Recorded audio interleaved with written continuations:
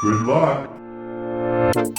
Hello, everybody. My name is Lat Mackey, and this is Sequence Break, a podcast that features conversations with speedrunners, developers, content creators, and everything in between. Thank you so much for being here and listening and liking and subscribing and all that stuff people say at the beginning of videos. I don't know. Got a good one for you here today. This is episode 86 with dogs barking right now, which is actually going to be... I'm Rupert, you could probably relate to that. Yeah, a little bit. This is episode 86. We're going to be talking all about Mario with roopert83. Rupert, thanks so much for being here. How you doing, man? Pretty good. How are you? I am doing great. I guess, well, first, we almost always start with, like, how did you get your start in gaming? And, like, you know, what was tiny little Rupert, what was kind of the first games that you played, and how did you get started with video games in general? As far as like from the speedrunning streaming aspect? No, just like, what were some of the first games you played as a little kid? Oh, the first game. Okay, that far back. Okay, so I got my NES for Christmas when I was a kid. I think I was 5 years old. But yeah, let's see, what year would that have been? Like about 87, 88, something like that. Like the same exact age that it must be. Yeah, same here. Yeah, so I remember I got that. I was so small I could barely hold up the box that it came in, and I like dropped it, and I like started freaking out because I thought I'd destroyed it before I even took it out of the box. But so I got the typical NES bundle with the console, two controllers. I had the orange zapper, so it came with Mario and Duck Hunt, and so that's the first game I played, and I remember struggling through that quite a bit, and especially with like I didn't totally understand with it's like every time you'd beat a world, it's like with the princesses in another castle and stuff, and I was so confused by that, and I was like, well, how do you find her? It's like every time you get to the end of it, she's not there. It's like, how do you make her show up? And I remember I ended up asking a friend or something like that I met up with at one point, and he explained it to me, and I think he told me about the warp zone and 1, 2, and 4, 2 had to skip all that too. But I remember also struggling like through some of the other worlds, like 6-3, the one that's sort of like a monochrome looking level. I remember that one. I don't know why I particularly remember that one frustrating me so much, but I remember that one I was really frustrated. I can't believe you got that far as a kid. I mean, without warps, I could never make it to World 8 as like a 6 or 7-year-old. Yeah, I did beat the game a few times. Wow. I also remember that huge gap in 8-2 toward the end of the level. The worst. I remember that one. That was a big one too that I hardly made it across, but I did beat the game several times, and that's how I got started. And I also had Mario 2 and Mario 3. What else did I have? Well, those are the main Mario games I had. I had like Dr. Mario and like some racing games and things like that too. So I was pretty young when I got started. And then I remember I got the Super Nintendo. I actually saved up the money to buy that. So I remember going into Walmart with the money I'd saved up, allowance money and stuff, because I got that and stuff too. I had to save up for a good while for that too. But I remember the day I went and I bought that thing, and it was probably one of the happiest days of my life. So I went in there and handed the money, and I walked out with a Super Nintendo. I didn't have Super Nintendo as a kid. What was was it like $200 or $300? I don't remember how much it was when it came out back then. It was expensive. I don't know how much it was when it came out. When I bought it, it was down to like 150. Okay, so you had a little bit later on in its lifespan. Yeah, it was a little bit later on. I didn't get it like at launch. But I feel like it was maybe like $300 or something. I don't remember for sure, honestly, on that. Even 150, especially to a teenager, that's got to feel like like early 90s money. Oh, yeah. That's quite a bit of money. No kidding. But I had some of the popular things with that, with Mario World and All Stars and Mario Kart and Turtles in Time. I had a lot of quite a few of the popular games for that, but it just kind of went on from that. And let's see, I pretty much had all Nintendo consoles. I had an N64. Oh, nice. And then I think the console I had after that was the PlayStation 2 and the Xbox were the next gen consoles I had. I never had a GameCube until a few years ago. But then it just went from that and then went to Xbox 360 and Xbox One. And I guess with handhelds, I've got the original Game Boy. I've got a teal Game Boy Color. I think they both still work. I've still got them. And a NES themed 3DS, and I think that's mostly it for handhelds that I've had. Well, and I guess the Switch kind of counts as both. Yeah, right. That's it. Apologies for my dogs again, by the way. They're just there must be something going on outside. They're usually not this active. I don't hear mine's taking a nap behind me right now. So I think mine will be there in a second as soon as the commotion stops. So you mentioned the Mario games. You definitely found it. I mean, I'm really impressed that you were able to beat those as a kid. Any other, like, has it always been like platforming type games for you, or did you enjoy any of the other, maybe sports or Zelda games or anything like that? Have you ventured outside of like the platforming as a kid? I did. I didn't really get into Zelda that much until Ocarina of Time. I had Zelda 1 as a kid, but it was so confusing for me that I just didn't to be honest, like the hints don't really tell you much, or no. It's very cryptic and stuff, translation stuff too. But I guess that kind of left a bad taste in my mouth. So I didn't play Zelda 2. I didn't play Link to the Past, which is actually the big regret that I had as a kid. I didn't play Link to the Past. The next Zelda game I had was Ocarina of Time. I didn't actually play Link to the Past until I was in college, I think. Oh, same here. Yeah. So, I went back and was like, man, I missed out on this one and stuff just because I was so frustrated with Zelda 1 right. And I didn't understand it. And so I've done some of that. Let's see. I've been into some racing games and stuff like that too. And I guess later on in my gaming stuff, I used to do a lot of first person shooters with like Halo and Call of Duty. Like I was stuck on that for quite a few years with my college friends and stuff. We'd hop on weekends and stuff when we just play for hours, online multiplayer and stuff like that. So I have yet to meet a person who had the original Xbox and didn't play Halo. I'm sure they're out there, but I have never met them. So yeah, it's I had what kind of got me hooked on that was I picked up Halo 2, and that's when they had those like 1 or 3 month trial subscription to Xbox Live. Oh yeah! So I activated that code, and that they got my money after that. So got you hooked. They got me hooked on that. So I've been a little all over the place. I used to play some sports games a little bit. Not that I was particularly great at those. Except for golf, I was actually pretty good at the golf games, but the rest of them were just, kind of have some fun with it. I wasn't that great at it, but I've, RPGs is something I really haven't played a lot of outside of like SMRPG and a couple other things and stuff, but totally.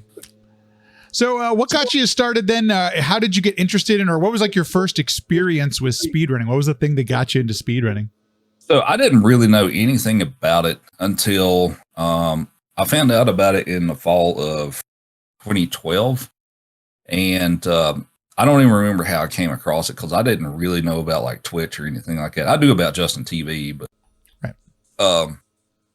But I somehow found out about, I think GDQ was having a really fun marathon for the Hurricane Sandy that came through that year. Yeah. I believe that's how I found out about the whole speedrunning thing. I don't remember how I found out about it. I must have come across some forum or something. I honestly don't remember. But I found out about that and I started watching speedruns and I got to know who like some of the popular folks were at that time, like Siglimic with SM64 and I guess ZFG. And, I watched a fair amount of like SM64 and Ocarina of Time stuff to begin with. It felt like at that time that was like the easiest stuff to find, because that's about when I got into about 2013. And if you got on Justin TV or Twitch, I can't remember which one it was at the time, but you could see Siglemic running at some point. It felt like the guy never stopped speedrunning. Yeah. But so I started watching some of that stuff, and then I found out about Speedruns Live, which is mostly irrelevant in my opinion now, but it was a big thing then. That's where you found speedrunners to watch and stuff. In the IRC channels that you had even if you didn't do races, a lot of people were in the IRC channels with SRL, because that time is like we didn't have speedrun.com. We didn't have Discord. We had Skype, TeamSpeak. I don't know if anybody used Ventrilo or not, but the communities I was in, we had Skype and TeamSpeak. We didn't have leaderboards like we do now. The leaderboards were on wiki sites essentially, and they were poorly updated a lot of times. But I guess I'm getting straying off the original question there. So I found out about that. So I started watching stuff, and then I started exploring a little bit into, the games I grew up with, like SMB1 and SMB3. And so that's kind of how I found, primarily like SMB3 runners to start off with. Like I found, like Mitch was already established. I'd found Mitch. I think the first person I actually followed on Twitch after I finally created an account, which took me a few months. I watched no account for a few months. I finally signed up for one. I think when Chuck Attacks was the first person I followed, which he hasn't really streamed that much in a number of years, not like he used to and stuff. But if you're watched SMB3 stuff back from that era, you probably know who that is. But he was the first person I watched, and I watched Mitch a little bit.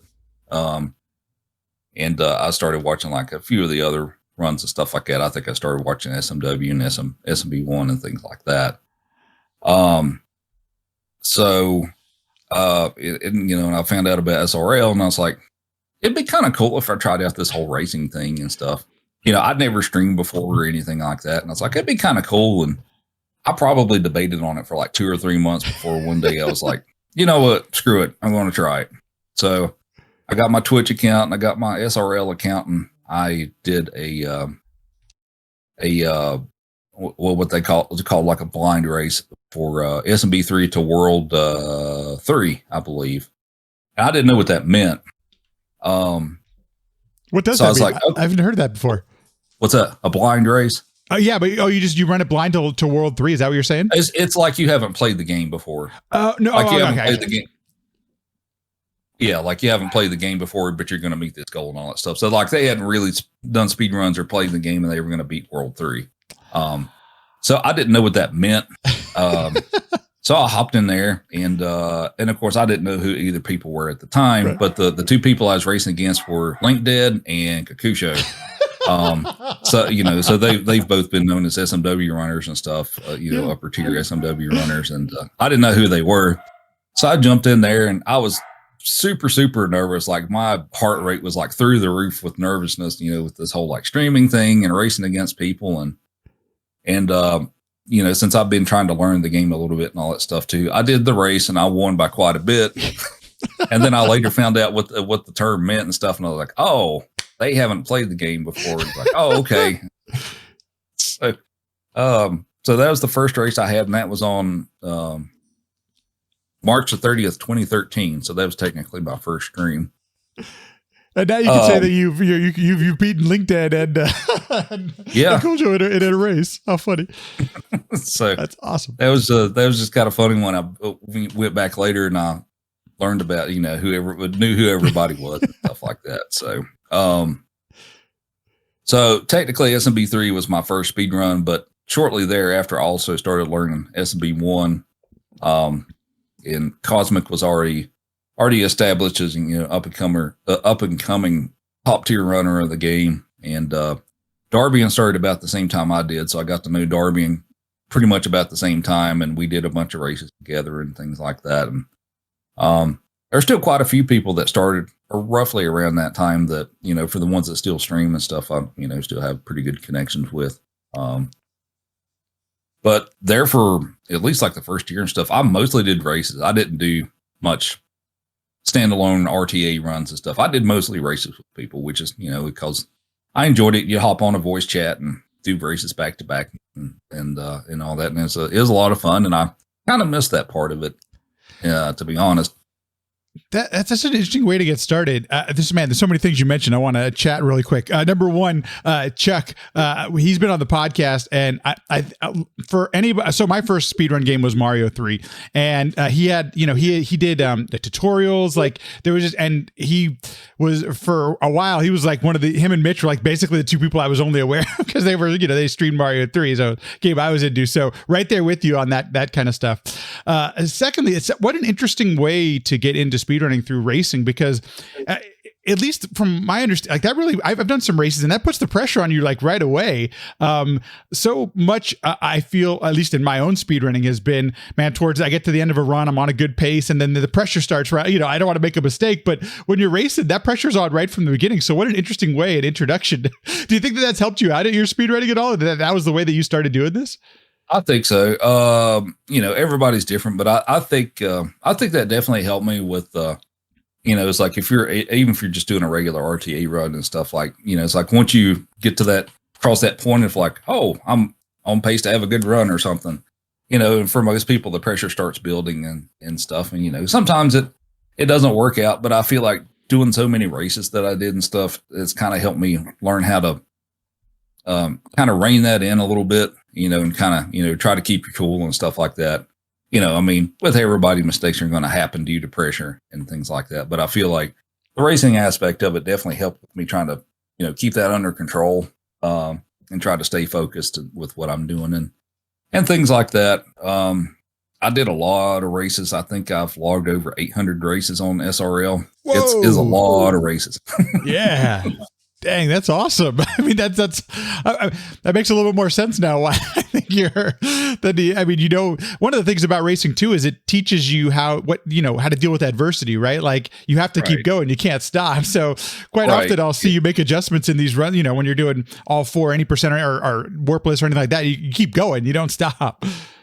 Yeah. And that's one of the things with it. It's like, you can't, you know, make one little mistake and hit the reset button. Like you'll never get through it with that. So it, you know, when you're faced with, you have to, you know, make a decision, you know, try to make a smart decision and stuff. I feel like racing helped with that quite a bit because like, especially with like multi-game runs or just like races in general, it's typically not if something goes wrong, it's when something goes wrong. That you've got to try to adjust for that and minimize the impact that'll have, on your performance and all that good stuff. But yeah, I did a lot of racing that first year. So then what was like the first run you grinded for like a PB then? When did you finally decide that, hey, I'm going to try to get a better time in a game? I'd say SMB 1 was probably the first one I really worked on for that. Which actually was warpless more than it was any percent. I did any percent some, but I enjoyed doing warpless. But that's probably the first gaming category that I worked on more than the others to get a pretty solid time for that, which I think within a few months when I started streaming, I think I got it down to like a 1935. Whoa. Which was, that was pretty good. Yeah. That was pretty good in those days. And things were actually also different in that most of the upper level runners played small only Mario for warpless. Like I think Andrew G did fire strats, but most of the others did small only Mario through warpless. I know Cosmic did because I remember Cosmic finally gave that up, and he was kind of sad. You know, it's like, well, it's like I love playing small fire Mario, but it's faster to do or small Mario, yeah, but it's faster to do fire Mario and stuff. But I remember there were quite a few of us that enjoyed doing small only warpless. But yeah, so things have changed with that. But that I think that's the first category I really worked on, and then probably SMB3 warpless was the next one I really for that. Those are, with all due respect, those are brutal categories. Like SMB 1 and Lost Levels Warpless are some of my favorite ones to watch because anything, it seems it's such a, I know it's 20 something minutes or whatever, but and Warpless for SMB3, there's a lot that can go wrong. And like, I mean, nowadays the Hacksaw has been on the podcast, Mitch has been on the podcast. Like we'll talk World 7 seems to be one of the defining moments, and obviously Hands and World 8, but in SMB3, but either way, both of these categories are brutal, and for you to take them on, I mean, that's a lot of resets. Yeah. It is. I guess, let's see. So it's interesting you jumped from SMB1 warpless or SMB1 over to SMB3. When do you decide, or what happens that makes you think about starting to run multiple Mario games at once or try to put these together? Was anybody doing that at the time, or was there a community around that? So we had a handful of people that kind of just started doing that, like within the first few months of like we didn't have leaderboards for it or anything like that. It was just like let's see, I know Darbian did it for a bit. Deathwing, he did that with us some too, and we had a few other people where we just kind of, randomly threw some games together. Like sometimes we do like 1-3 in World Warpless, which for SMW Warpless was essentially no Star World for the category on that. And then sometimes we do like 5 games where we did like 1, and we did Lost Levels on the All-Stars version, but the rest were the original versions just because none of us really had the actual FTS version of Lost Levels and stuff. So, it's very just kind of, hey, let's just do this today, and just race that and stuff too. So I got started with that pretty early, but we had a lot of fun with that, and it was just it's kind of chill in its own way, just because you didn't have to have perfection with it and stuff. It's just do multiple runs and have some fun with it, chit chat with people on voice chat and all that. So this is one of the categories that I've always dreamed at some point I'm going to do. And because like yourself, I got a day job, so it's like I don't get a ton of time to speed run. But one of the games I've always put on my back burner, I'm always going to do it at some point, has been All-Stars, all 4, probably the any percent category, because that's what I have time for and stuff like that. When let's first start with All-Stars. When did you first try an All-Stars run, and what was like your first attempts? Were you doing all 4, all 5? What was some of the first attempts of All-Stars? Let's see. I started doing the All-Stars runs, like the all 4 and all 5. I started those in let me think. Folks, when you've been doing this for 10 years, this is what happens. 2015, 2016, 2017, somewhere around that. I don't. Wow. Time is not a thing I'm great at now, but or like remember things in the past. Somewhere around that area is when I started that. I think the leaderboards actually started in 2016 or 2017. But that's around the time that I got started with those. I only did all 4 there for a bit because all 5 requires you to have the cartridge with SMW on it. Yeah. And I do remember finding that in a local retro game store. That was actually, that was before I moved out to Denver. So that was probably 2015 or 2016, I guess, when I got that. But I remember finding it in a retro game store, and it was like $50 or $60. It wasn't cheap. Yeah. Because they're not like rare, but you don't find them nearly as often as you do just the regular 4-game cartridge. But that's around the time that I got started with that. For you, what were the differences going from the NES versions of the Mario games to the All-Stars version? Each one of them has their own small differences in feel. And I guess getting used to those wasn't too big of a hurdle for me, just because I was already kind of used to jumping in between multiple different games at the same time, which that by itself is something that takes a while to get used to, just because, each game's got different physics and things like that. And just, fluidly jumping between one game and the other, pick it up, without skipping a beat and making mistakes is, I think something that everybody has to get used to a little bit. After you do it enough, you just do it and you don't think about it nearly that much. But to begin with, it's kind of a hurdle, and you spend the first level trying to remember how the physics work. Where am I supposed to press jump? But each game on the All-Stars version has some differences.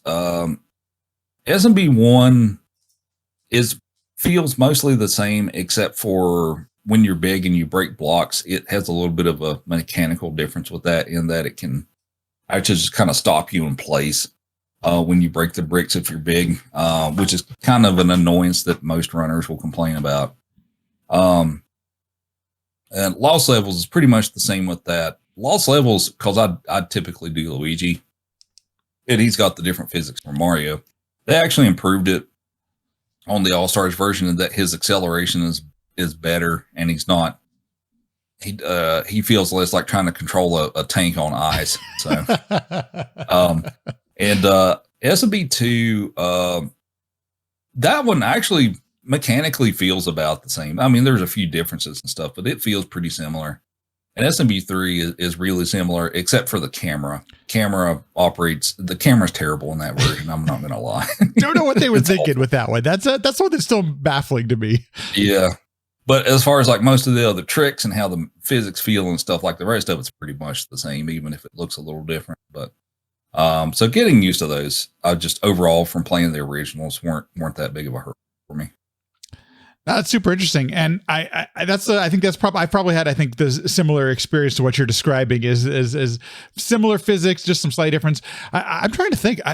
I think I might have even SMB2. I'm trying to remember if there's any. Its camera feels very similar. All those kind of things are the same. Now, when you jumped over to the All Stars version, did you grind for a PB, or was this one thing where you're jumping into races again? What was your experience with All Stars? We did actually. We used to do some weekly races with. Let's see. Yeah, I think how I really started getting into it is we had like all 4 Worthless weekly races that we would do with. Who all was in that group? Author Blue, Sky Bills, Darbian, All Glib. I think there's a couple of other people that joined us in for some of those too. We did that for a while, like every Saturday for. I don't remember how long that went on, but for a while we'd have like a weekly, we'd hop in a voice chat and stuff when we do all 4 Worthless race. And that's kind of how I got to really, I guess that's really what got me into running those types of categories and stuff on the All Stars version was we did those races for a while and I just kind of expanded from there. So I'm curious because like, I think this is, I gotta be honest, for me personally, one of the things has kind of been the intimidation of doing a run that's so long. And what if I screw up? I mean, Lost Levels has been my big one that I haven't quite learned and gotten through yet, just because it's intimidating. I see a hard game. I feel it's hard, what are some of the things that have helped you like to get over, like not to just going for doing all these games back to back to back? Because I got to tell you, as somebody who just watches it, it still looks, it's really impressive what you're doing. So I'm like, oh man, it's still intimidating to try it on my own. For me, it's been just, kind of, small, slow improvements here and there. Some of it's just doing, sometimes it's, better, safer strats, not always the fastest strats, but more consistent things. And then, and part of it too, is just me learning that, there are some really fast strats, but sometimes it's not really worth it to go for it because the time that you lose from, dying or messing that up's worse than just, playing it safe. So yeah, it just kind of depends. And I guess kind of what helped me get into running these multi-game categories. Anyway, it's just because I'd already kind of been doing it for quite a while anyway. And I was already familiar with all the games, which that's one of the bigger things anyway. And stuff is like, there's not a ton of people that know all the games. Yeah. All 4 or 5 games that well. And that's really one of the bigger parts of it too. And stuff is actually just knowing those games and remembering the level layouts and what you're supposed to do for each one. Yeah. I was going to ask you, at this point, do you get a chance to practice at all or some of the individual stuff? Or are you just mostly just trying to, at this point with the experience you have, is there practice for you? Or are you just doing runs? Like, how does this work? I mostly just turn on the console and play. Well, that's actually been kind of my thing for most of the time I've been streaming. Is it's not a methodology that I recommend. It's just one that I do. Is that you should probably practice, and I would probably do better in some aspects if I did practice more. But I'm not a person that enjoys practice that much. And then of course I've got a full-time job. I've got a dog and other adult things to do and stuff too. So the practice kind of doesn't happen much. So it just usually turns into me just turning on the console and playing and like hope for the best. That's interesting. So I'm curious then, like from your perspective, did you ever like try to explore routes or, and I know in Mario, there's not a ton of different variations on the routes, but have you tried strats on your own or exploring some of those things that might make the run go quicker? Or is this something where you've just really tried just your own process, just going through the game and things like that? I guess for the things that I've tried, to figure out and things like that have been more like safety and backup strats, I guess, which I do have some that people have named after me. But yeah, it's like that's typically what I found out. Is like I found out, in several games, alternate or backup or safer ways to do things and stuff like that. I know like well, actually, I guess there's one in particular that it's actually not really my strat, but they've named it after me anyway. But for SMB2, when you do there's a specific setup that I do for the Fry Guy kill with the blocks and all that stuff. They for some reason started calling it the roop strat, which is the one I pretty much almost always use, even though it's not really the one, or it's not really one that I came up with, but was apparently the person who used it the most. They just named it after me, but I've got a few other things too with like 6.6 and SMB3. I've got a strat that some people have picked up for like a safety thing and stuff like that too. So, yeah, what are they? Do you mind telling us? Because that's the stuff I'm super interested in, is like some of these unique things. So for 6.6, of course, you'd typically only be playing that in 100%. But what that strat entails is like that assumes that you're going into the level with the tail, and you typically try to get P speed and you zoom through the water and all that stuff.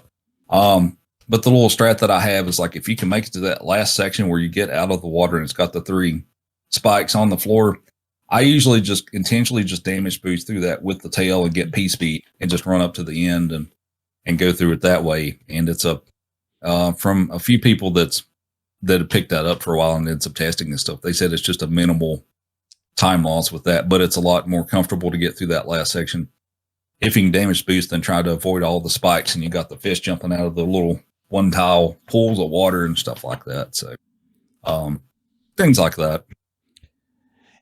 It's kind of interesting that you with Mario specifically playing either the All-Stars or just playing, all the NES versions, in that individually, Mario is some of the most optimized speedrunning we have. That it's one of these things where individuals have really grinded down some just absolutely mind-boggling, incredible times. Yet, as far as this category goes, where we're arbitrarily putting these things back to back to back and running a timer on it, there's still so much availability and places like that. What's the deepest or how often do you get into a spot where you're 2 or 3 games in and you have to reset? Because it seems like there's still like regardless of where you're at, there's flexibility throughout the run. Yeah. As far as resetting that just kind of depends. I mean, like typically or for the longer runs too, like if I'm like a certain amount into it, like if I'm well over halfway through it and stuff, there's a fair chance that I may just go ahead and finish out the rest of the run, especially if it's getting kind of later in my stream anyway, because I don't have time to reset and start over another several hour run for that. But it's just kind of, I don't have like a specific, I guess, set point for that. Is kind of what I'm feeling. But if it's within the first half of the entire run, yeah, I'll probably reset if something catastrophic happens. Like if I game over an SMB2, which is not very hard to do. Or if I use the warp whistle accidentally in warpless or 100%, stuff like that. Yeah, I'm probably just going to go ahead and reset that. But yeah, it's like for the most part, most of the time, there's times that you can pick up in each game and things like that. Some of them are fairly tight. Like SMB1's usually pretty consistent in that max I could save like 5 or 10 seconds. But then you have some games where sometimes you can save like a few minutes, like SMB3 with its RNG will sometimes give you that buffer, and loss levels it's loss levels. So, it's hard to get everything to go smoothly with that game, just in general.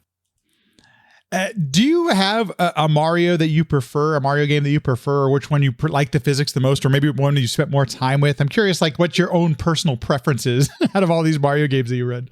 Generally, I guess I'd go with SMB3 on that.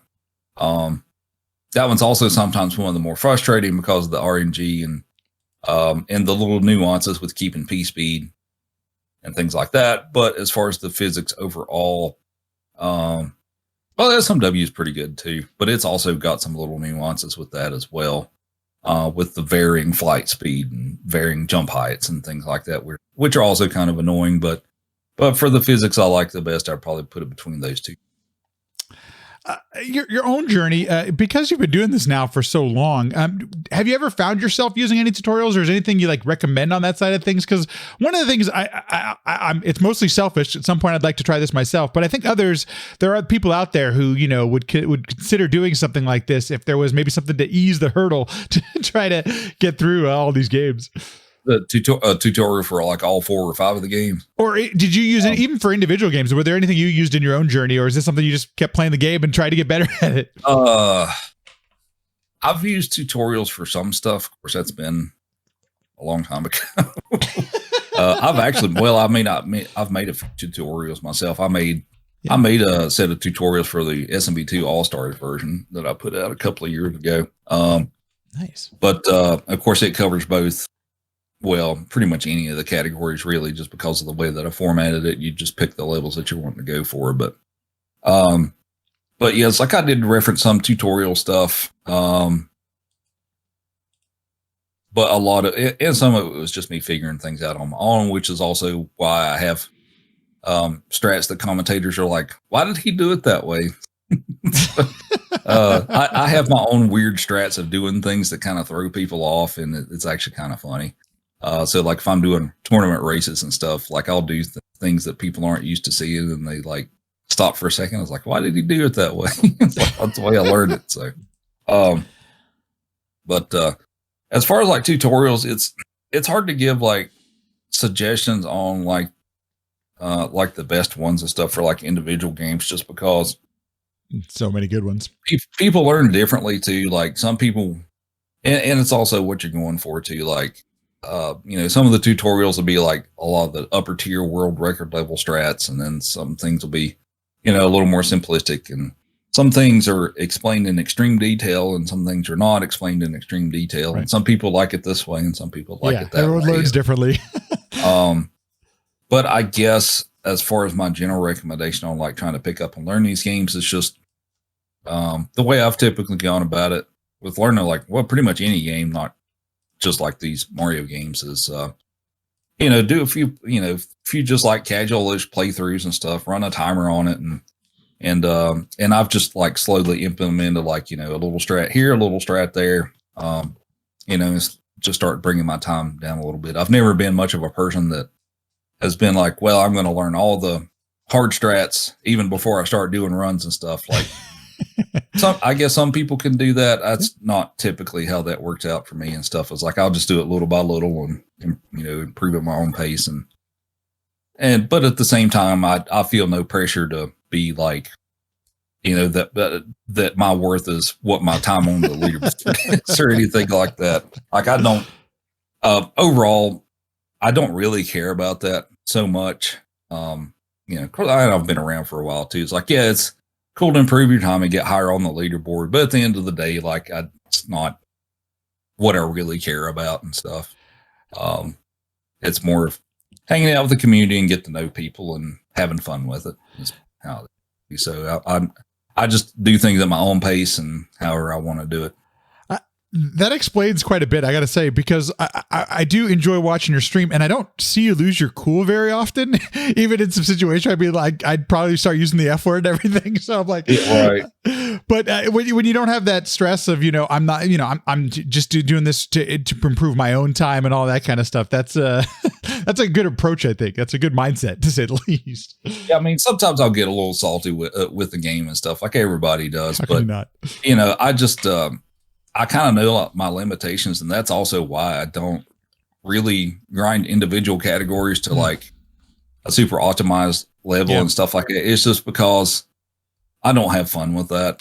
For the people who want to grind that down for that and stuff, that's awesome. It's just not really my thing.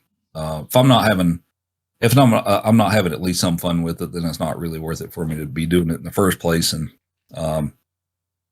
so like I guess let's say for instance SMB 180%, just the regular NES 80%. After I finally got a sub 5 after like 8 years, just because I disliked the category so much that I just never ran it. Right. And I actually had a 300,000 point channel point redemption on my stream that I didn't think anyone would actually ever redeem. No. And it was like SMB 1 sub 5. It's like I'll work on it until I get it. And like a couple days after I put that up, someone redeemed it, and I was like, "Oh, I guess I have to do it now." So I did work on that, and I finally got the sub 5, and I told people that once I got the sub 5, I'm retiring from the category. That's it. I don't care if it's a 459.989, which whatever the last frame is before 5 flat and stuff. It's like I'm done. And then people are like, "Are you going to lower your time?" I'm like, "Nope, no, I'm good." I have no desire to put myself through that just to lower my time by a little bit. I have that's just one of those. It's not for me things. Like, I have nothing against anyone who wants to do that. It's just I have no interest in it for myself. So that's super interesting. You were around before Sub 5 was like a thing. And then, now it's a channel point redemption that you actually grind for. How wild is it to see something like that where the category has been so well defined at this point that not anybody, but I mean, most people can grind for a Sub 5 at this point. We have the strats to teach people to do that. It's very different now than what it used to be. So I mean, like, a few people did have Sub 5s, like when I started, like Andrew G did. Right. There was a few other people that did. And actually, I think in like 2013, 2014, somewhere around that era, I had like a 503, and I was in the top 20 for the category. Whoa. For 80%, and I just never really improved it. And now I'm like 400th place, something like that. There's literally almost 400 people who have a Sub 5. It's kind of wild. It's so different now, just because, especially for console players, like, we didn't have a lot of the tools and stuff that we do now. It's like we didn't really have flash carts, right? Flash carts and practice ROMs. I mean, you could get a Game Genie. I had a Game Genie. I've got one here somewhere that could help a little bit with, like, starting on specific worlds and like that. But there's a lot of knowledge and a lot of technology that's evolved since that era that makes learning and practice much more efficient and things like that. Just because, like, when I started playing the games, like, there's so much more stuff that we know now that we didn't know then, as far as stuff that humans can do anyway. But yeah, it's like having practice ROMs and flash carts and all that stuff too. It's made a world of difference with learning and practicing the game compared to how I used to do it, which was, okay, I got 3 lives to practice this level, and then I'm going to game over, and then I got to get back there again to practice it 3 more times before I game over again. Yeah. No, it's so real. I mean, most of the games I speedrun are on TurboGrafx 16, and we didn't have a flash cart with save states until like a few months ago. So it's kind of been a game changer, but I know your pain, at least on that level, that, the way that I could practice is hopefully there's a continue on this level. That's, Yeah. I mean, you could practice on the emulator, but the problem with that is if you were a console player, it was because of the input delay between console and emulator. It didn't work. I mean, I tried it, but it didn't work out that well. It's just because if you're practicing something that requires at least fairly precise inputs, like, once you develop that muscle memory for it on emulator, and then you're trying to transfer it over to console, it's like it's all off, and it's like, well, that didn't really help so much, because now I have to relearn it. So true. That's almost the curse of playing on console. Although it's amazing how far emulation has come. It's if you only play on emulation, you're probably going to do fine, because it so accurately represents what the console does. But like, if you play it all on console, it's really tough to go between the two, to say the least. Right. Yeah. Okay, so I want to ask another question. So you've done something called, and by the way, I didn't even realize this was a category until probably like 6 months ago, multiple classic Mario games. There's a pentathlon and there's a decathlon. What the hell are those? Okay, so the pentathlon is basically, it's basically all 5 4+ or 100% or 80%, except that it's on the original game or the original versions. So it's, oh man, SMB 1, 2, and 3 on the NES version, Lost Levels on the FDS version, and SMW still on the Super Nintendo, but it's essentially all 5 4+ or 100%, except it's on the versions. That's really what it boils down to. There's a little bit of differences with Lost Levels and how that game behaves between the 2 versions, but for the short answer, it's just basically that. It's just the NES all 5 or all 4 or all 5. Sorry. Yeah. Pentathlon is 5. Sorry. Decathlon is, it's a 10 game speed run. So that covers, first is SMB, which is the arcade version of SMB 1. There's, you can play it on your flash card stuff, but it's the arcade version. Like, for those of you old enough to have seen the actual arcade machines, that's what it is. Like, before you start the game, you have to hit the button to actually put coins in it. Yes. So it's that one. It's SMB 1, Lost Levels 2, 3 on the original NES/FDS versions. Mario Land 1 and 2. Mario Land, nice. Mario Land 1 and 2, Mario All-Stars, which for the purposes of that category counts as one game, even though there's 4 on it. So you essentially get 13 games for the price of 10, but that because you get to play through the All-Stars versions as well. And then there's SMW, and then there's Yoshi's Island, which is the longest of, well, at least at this point from what I've done and stuff, with Yoshi's Island, which is the longest. I've only done warpless for that. I have not done 100%. And I haven't done any percent. Any percent allows you to do like some like big warps and stuff like that, like glitches and stuff like that, kind of like credits warp type stuff and things like that. So I wasn't super interested in that one. And 100%, considering that it's already an 8+ hour category, and then having to think of Yoshi's Island 100%, where you have to collect all the red coins and the flowers and stuff. I'm a person who enjoys long speed runs, and and I feel like I'm kind of built for that. But even thinking about that, even for me, is a little much, especially since I don't know Yoshi's Island 100%. Part of it too, because I would say that just that game alone would probably take me 4, 5, 6 hours to do 100% just by itself, just because I don't know it that well. So we've just stuck with warpless. You mentioned it's an over 8-hour run, and I'm super impressed with anything that goes over a couple of hours for a speed run, to be honest. So like, how do you dedicate the time? How do you pace yourself? How do you go to the bathroom? How does an 8-hour run work? So with that, which I've been trying to work a little bit on, trying to give a little extra leeway as far as like, bathroom breaks and stuff like that too. So currently, well, pretty much the way that the rules are set up right now, I don't change it, is that you get like about 30 seconds to switch in between games that doesn't count against you. But I'm trying to work on implementing some time for like bathroom breaks and stuff like that, like 10 or 15 minutes or something like that within the run that doesn't count against you, because currently it does. So basically what it's turned into is go as quickly as you can. I think a couple of times I've done like 4 or 5 runs with that, and I think I had food delivered to my house a couple of times and stuff too. So like while I was in like a cutscene or something like that, I try to run outside, grab the food off the porch, and bring it back in and eat while I'm playing. So, but I'm trying to see if we can kind of chill that out a little bit. It's like it's like I get the whole intent of doing it all back to back to back and stuff. But like if you got to get up and move a little bit, or take a bathroom break and stuff like that, like I feel like that shouldn't really count against you within reason.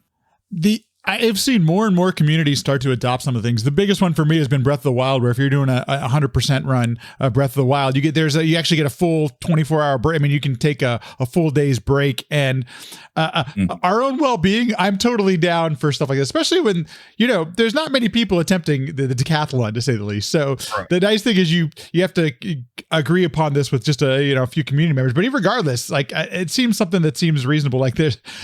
And if people want to go the Ironman route and do the whole thing, that nobody's stopping anybody from doing it. That's a cool thing about it, Yeah, but it's a different type of speed run. Even just putting that aside and stuff. Like even it's just maintaining your focus for that long. The first run I did of it took a little over 11 hours actually, and I've knocked it down to 8. What's a little over 8.5? I think is the last one I put up, I believe.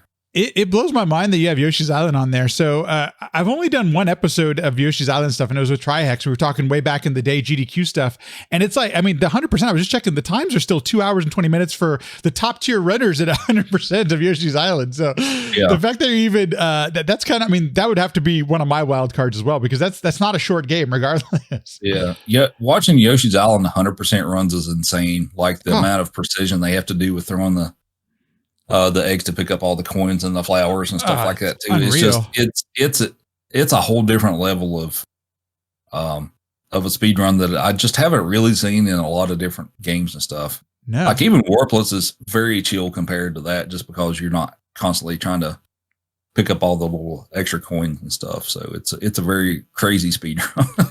I enjoy Yoshi's Island quite a bit casually. I've played through it probably only once or twice, and yet the mechanics to me felt so, it's such a different type of game than all the other Mario games, at least in my opinion. So the fact that it's part of it, that's a really good. Was this your idea, or how did this whole category get started?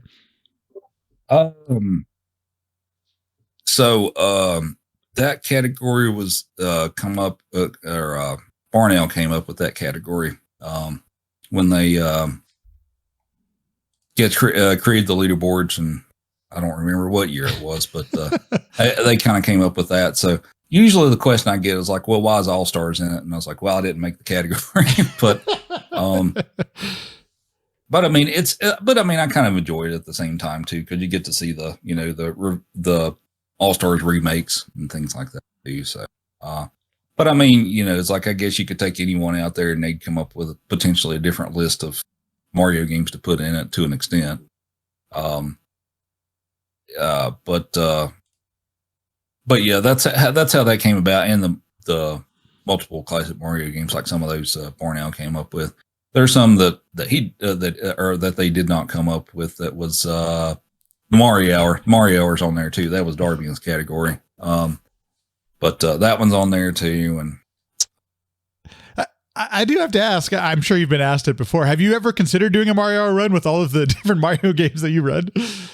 If I can convince myself to learn how to do 1 star in SM64, that's kind of the holdback with that is, I already know all the other categories. I've known all the other categories for years, which actually Pentathlon 80% is Mario Hour without the SM64. So I know all the other categories. It's just SM64. I don't have like a flash cart to practice that, and I'd have to learn how to do the. I guess the biggest thing is how to do that trick where you clip through the door in the basement. And all that stuff. Yes. Like I had to learn stuff like that, and it looks extremely frustrating to learn. Getting cameras set up correctly so you can clip it. I mean, I'm with you. I've never attempted a 3D speed run, and that would be the one that I might consider myself just for a Mario Hour run. But like it's a whole different way of thinking, I guess, of doing something, right? It's like, it's not something I would normally do. But yeah, it's just that's what's held me back for that is, if I get a flash cart and I decide to put some time into it, then I'd like to try to do some runs with that. It's just been every time I look at it and it's like, oh, I got to learn that. And I'm like, maybe in a few months. But at some point I'll probably try to learn it. Having done this for basically around 10 years at this point, I noticed that you're still attempting these runs and still doing this stuff. Are you ever it doesn't seem like you're getting bored of it. Is it something you still enjoy doing?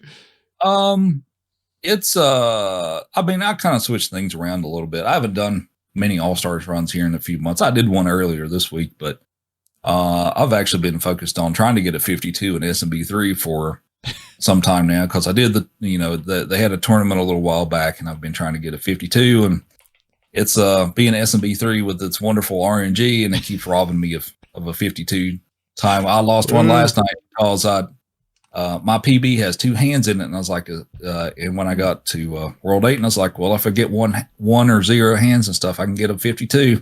Nope, I got 2 hands. So, dude, that's been the story of my attempts with that game. It's either I get too many hands, or I have to take like an absurd number of attempts for 7-1 or something like that. So it's like I'm on the brink of getting that, because the goal that I have set in mind for that is like, once I get a 52 of anything, I'll just put the category aside for a while, and I'll come back for it at some point and maybe try to go for a 51 and learn some of the more difficult strats.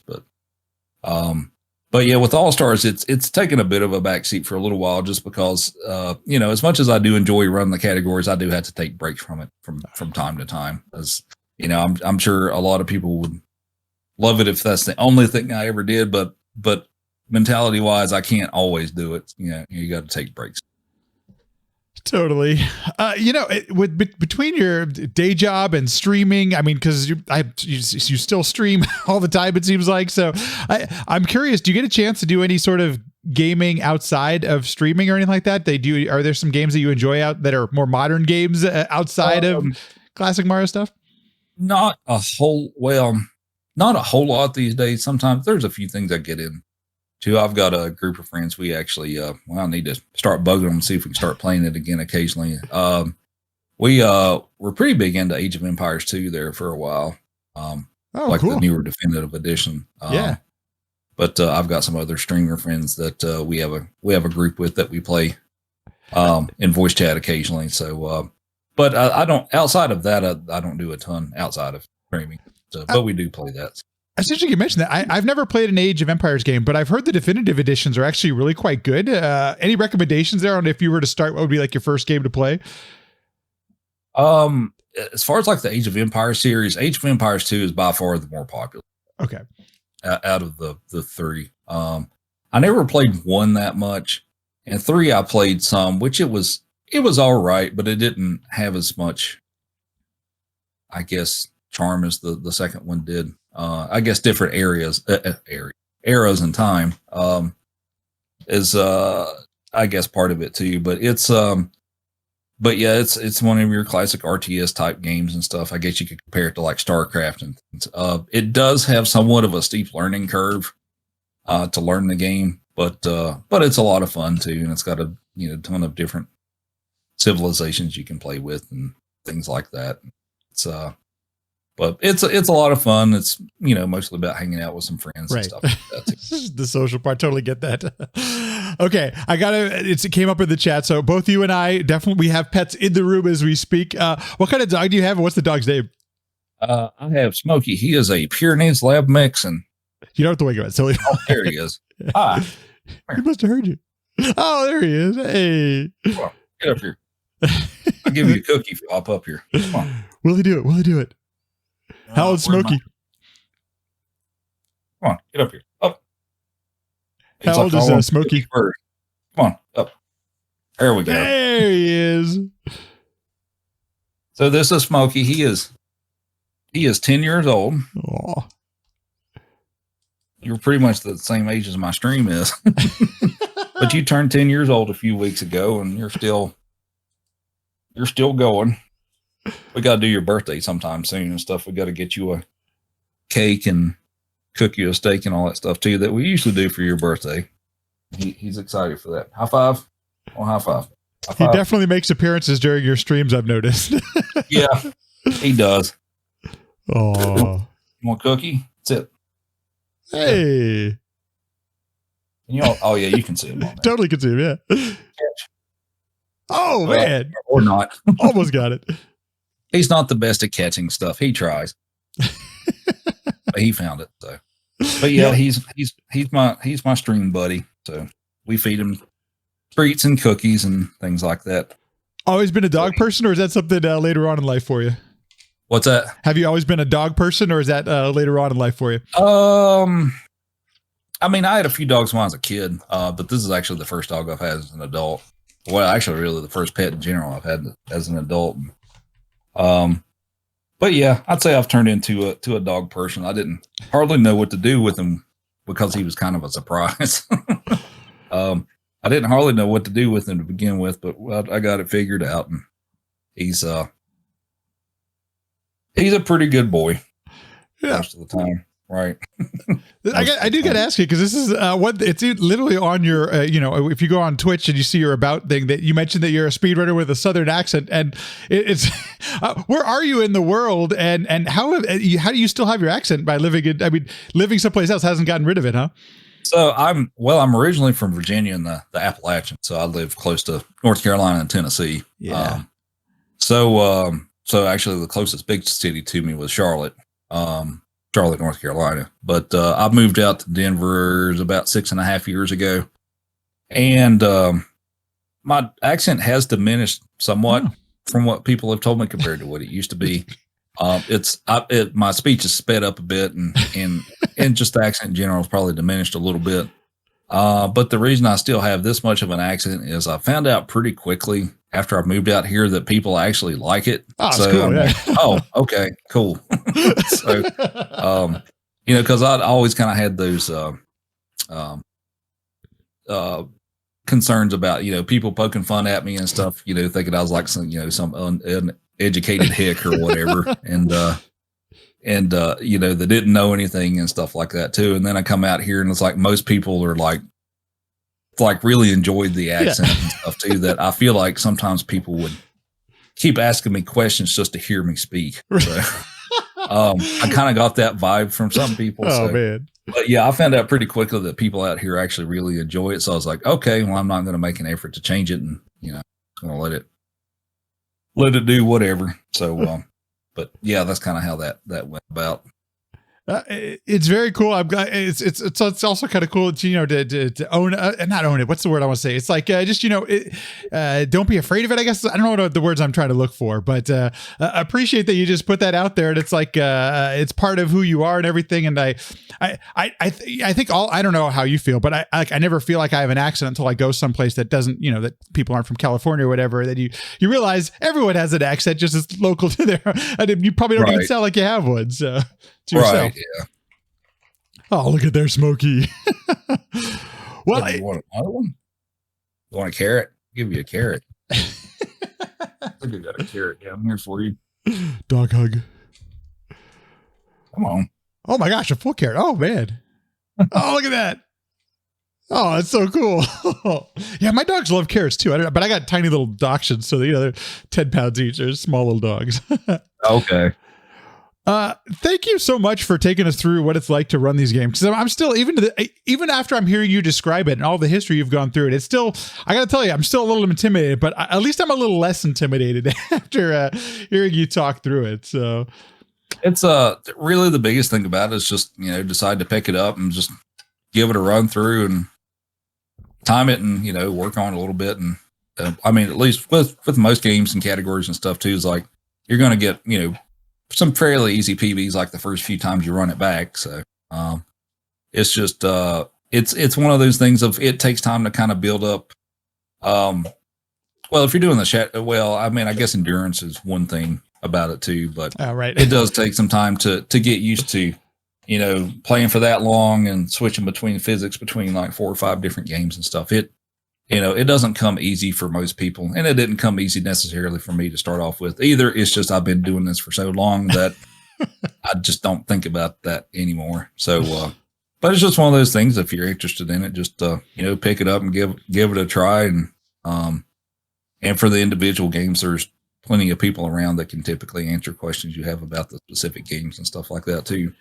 It's the nice thing about Mario games is that there's some really a lot of community out there for for questions and educational stuff and guides. I mean, if you go on SMB1's, I mean, any of the leaderboards, you'll see all these games have guides to them nowadays, which is pretty freaking cool, to say the least. If people have never seen your stream or they want to watch, where can people find you on the internet? I'm on Twitch, and my username is roopert83, so it's ROOPERT 83. I typically stream, since I've started a new job and I've got a few things kind of floating around in flux right now, it's a little inconsistent, but typically my current schedule is I try to stream during the week. It'd be several nights a week, starting at around what is it Eastern time, like 9:30 Eastern roughly, which is like 7:30 my time. Sometimes I get a little started later with that right now, and then sometimes I'll take the night off just because of everything going on, but that's typically how that is. And Saturdays is usually try to stream around the same time, and Sundays, if I stream, I usually try to stream earlier for the East Coast crowd. So I start about 7 p.m. Eastern time on Sundays, rather. But that's where you can find me, and I do obviously lots of Mario speedruns, but we do some occasional other stuff like Link to the Past Randomizer, and some once in a while we'll do community stuff with like Mario Kart 8 races and things like that. So, but and then we give the dog treats. Yes, there is a dog cam. In case if that's your thing, there's definitely a doggy camera. It's awesome.